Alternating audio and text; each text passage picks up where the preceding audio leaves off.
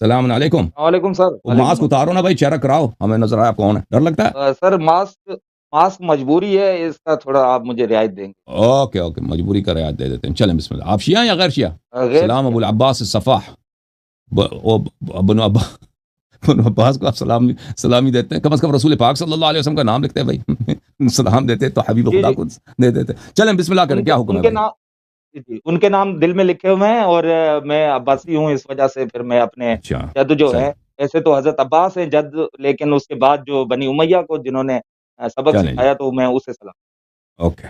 سر حکم. میرا سوال یہ ہے، سوال سمجھیں یا میں اپنا مقدمہ رکھ دوں، کہ آپ جیسے کہتے ہیں کہ خلفائے جو ثلاثہ ہیں، وہ ان کی خلافت جو ہے وہ باطل ہے، اور پھر جی آگے تکفیر تک جاتے ہیں، تو اگر وہ خلیفہ اس معنی میں ہے کہ وہ صرف ریاست کے نظام کو سنبھالنے کے لیے، اس کے نسق کو سنبھالنے کے لیے، حکومت کے معاملات کو سنبھالنے کے ہوں لیے، جی. اور وہ منصوص من اللہ اپنے آپ کو نہیں کہتے، ہوں اور اس کے علاوہ جو ہے وہ لفظی طور پہ ان کو خلیفہ کہا جاتا ہے، اسی طرح جس طرح پیش امام کو ہم کہتے ہیں امام، جی پیش امام، لیکن جی وہ جی. امام اس طرح کے امام نہیں ہے، یا ہم خمینی صاحب کو کہتے ہیں کہ امام خمینی، تو وہ امام ہوں اس طرح کے امام نہیں ہے۔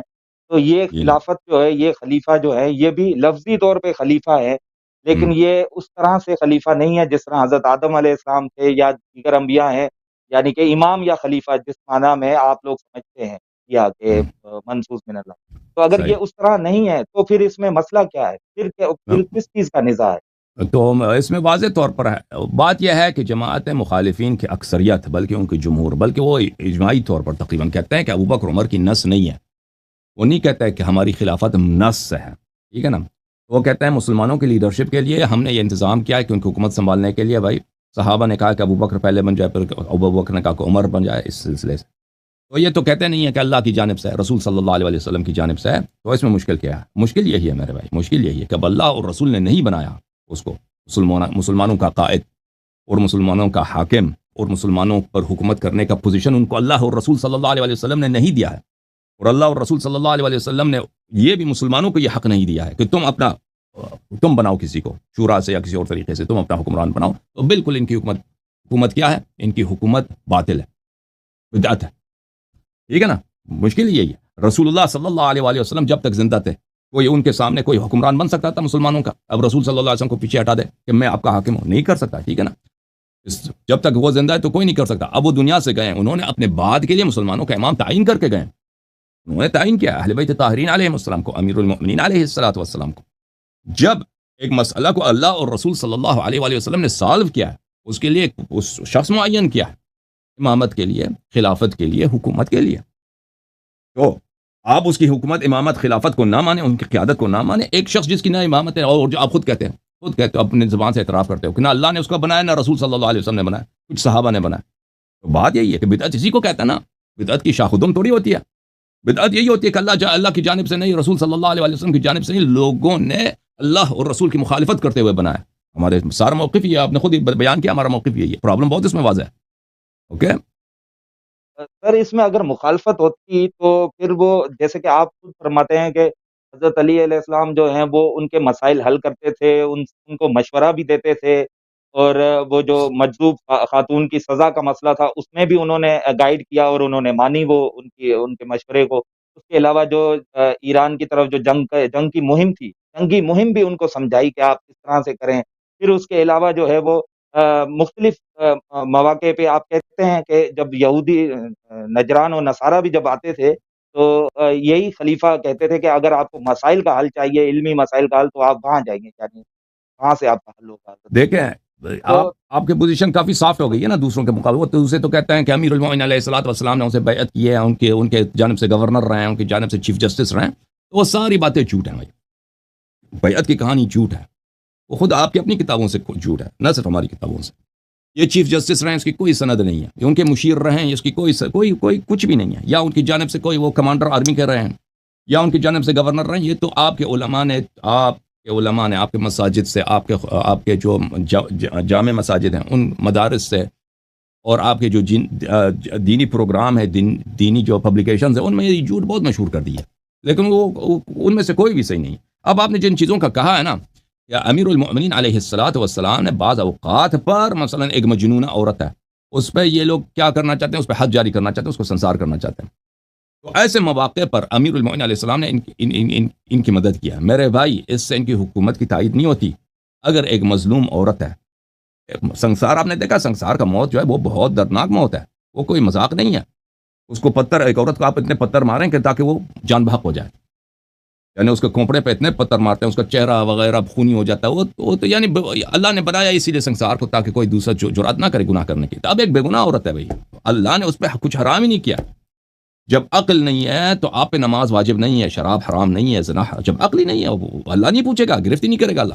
اب یہ لوگوں دیکھیں ان کی اپنی کتابوں میں کہ مجنونہ پر، وہ بخاری میں بھی موجود ہے، مجنونہ پر یہ ان کی عقل اتنی ہے، خلیفے کی عقل اتنی کہ مجنونہ پر، پاگل عورت پہ حد جاری کرنے لگے تھے، اور بھائی عقل ان کی اتنی تھی۔ تو اب اس موقع پر اگر امیر المؤمنین علیہ السلام ایک مظلوم کی جان بچانا چاہتے ہیں، یہ اس کی خلافت کی تائید نہیں ہے۔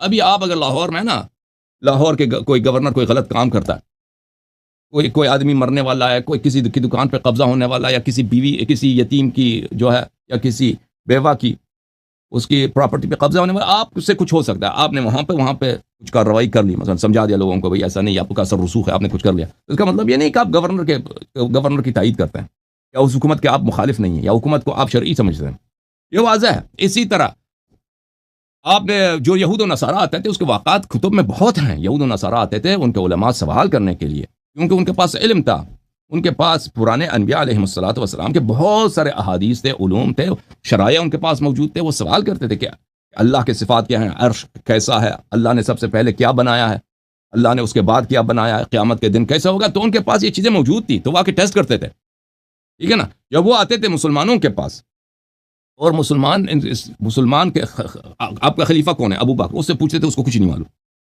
اس کو کچھ نہیں معلوم، یا عمر سے پوچھتے تھے، اس کو، اس کے واقعات بہت زیادہ ہیں۔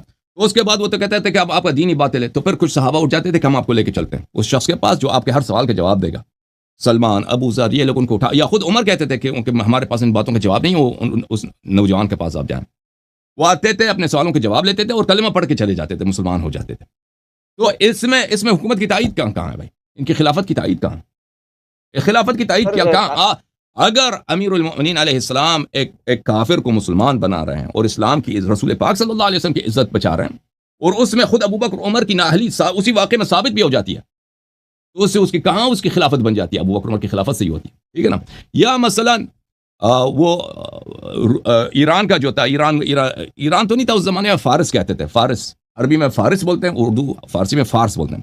فارس کے لوگوں نے، جو اس وقت مسلمان نہیں تھے، اس وقت وہ زردشتی تھے، کافر تھے، مجوسی تھے، تو ان لوگوں نے بہت بڑا لشکر تہیہ کیا تھا، اور وہ بڑے جنگجو تھے اس زمانے میں۔ فارس کے ایک سپر پاور تھا، تو وہ آ کے مدینہ تک صفایا کرنا چاہتے تھے کہ مسلمانوں کا ایک دفعہ ہم ان کو ایک سبق سکھائیں، بالکل پھر یہ ہمیں تنگ نہ کریں۔ تو اس وقت عمر جو ہے جنگ محاذ پہ جانا چاہتا تھا، اور امیر المؤمنین علیہ السلام نے فرمایا کہ نہیں، تم نہیں جاؤ۔ اس کو خطبہ موجود ہے نہج البلاغہ میں نے اس کا بیان کیا ہے، اس میں اس کی عمر کی تعریف نہیں ہے، اس میں اس عمر کی مذمت ہے کہ آپ جائیں گے تو آپ بھاگ جائیں گے، آپ وہاں پہ جائیں گے تو آپ بھاگ جائیں گے، پھر مدینے تک کوئی روکنے والا نہیں ہوگا، تو آپ نہ جائیں، آپ لشکر کو بھیج دیں۔ تو عمر نے مان لیا، سب صحابہ نے کہا تھا کہ آپ چلے جائیں، وہاں پہ جنگ پہ چلے جائیں۔ تو دیکھیں، اگر ایک کافر حملہ کرتا ہے، وہ آ کے سب مسلمانوں کو قتل عام، مسلمان کے بچوں کو قتل عام کرتا ہے، مسلمانوں کے عورتوں کو اٹھا کے لے کے جائے گا اپنے ساتھ، صحابیات کو اپنے ساتھ اٹھا کے لے جائے گا، صحابیہ کے بہوؤں کو، صحابیوں کے لڑکیوں کو، ان کو ریپ کے لے کے جاتے۔ پرانے زمانے میں یہ ہوتا تھا بھائی، آپ نے کوئی علاقہ فتح کیا نا، مردوں کو قتل کرو، عورتوں کو اٹھا کے لے کے جاؤ، یہ ہوتا تھا۔ تو یہ صحابہ خود بھی یہی کرتے تھے دوسروں کے ساتھ۔ تو یہ اگر یہ ہوتا، اس سے انہوں نے بچایا ہے، اس میں حکومت کی وہ نہیں ہے، حکومت کی، ان کی حکومت کی تائید نہیں ہے، ٹھیک ہے نا۔ یا پورا اسلام کو بچانا ہے، نہ کہ ان کے، اگر اس وقت امیر المؤمنین ہم کیا کرتے ہیں مثلا، اس میں یعنی کیسا مشورہ دیتے ہیں؟ اس میں واضح طور پر انہوں نے کہا آپ وہاں پہ جائیں گے، آپ، کیونکہ ابو بکر عمر کی تاریخ تو معلوم ہے، انہوں نے کبھی جنگ لڑا بھی نہیں ہے، جنگوں سے ان کی مختلف جنگوں سے وہ فرار ہوئے، اس میں ہم کسی کی دل آزاری نہیں کرنا چاہتے۔ اگر وہ یہی واقعہ ایرانیوں کے ساتھ پیش آ جائے تو پھر دیکھیں، فوج کے کمانڈر کا ایک مقام ہوتا ہے نا، کہ ایک دفعہ کمانڈر بھاگ گیا تو پھر وہ فوج نہیں رکتی، بالخصوص وہ زمانہ جو لشکریں آپس میں آتی تھے، تن بتن جنگ ہوتا تھا، وہ سب صفوف مشخص ہیں، ایک دوسرے کو دیکھ رہے ہیں، اب سب لشکر والوں کو پتہ چل جائے کہ ہمارا کمانڈر صاحب چلے گئے یہاں سے، تو لشکر والے پھر وہ نہیں کرتے، وہ سب بکر جاتے ہیں، تو یہ ان کو مشورہ دیا. تو اس میں دیکھیں یہ تو اہل بیت علیہ السلام کی عظمت ہے کہ دیکھیں ان کے مخالفین بھی ابو بکر عمر کی خلافت کی صحت کے لیے یہ مجبور ہے کہ اہل بیت علیہ السلام سے کوئی نہ قرآن سے جو ثابت نہیں کر سکتے، رسول پاک صلی اللہ علیہ وسلم کی حدیث سے تو یہ ان کی خلافت ثابت نہیں کر سکتے. تو کیا کرتے ہیں؟ امیر المومنین علیہ السلام کے دروازے پہ آ جاتے ہیں کہ امیر المومنین علیہ السلام کے اس کلام سے پتہ چلتا ہے کہ وہ صحیح خلیفت ہے. لیکن یاد رکھو امیر المومنین علیہ السلام اہل بیت علیہ السلام کا موقف اجماعی طور پر یہی ہے کہ ان کی خلافت باطل ہے. جی مزید بولیں.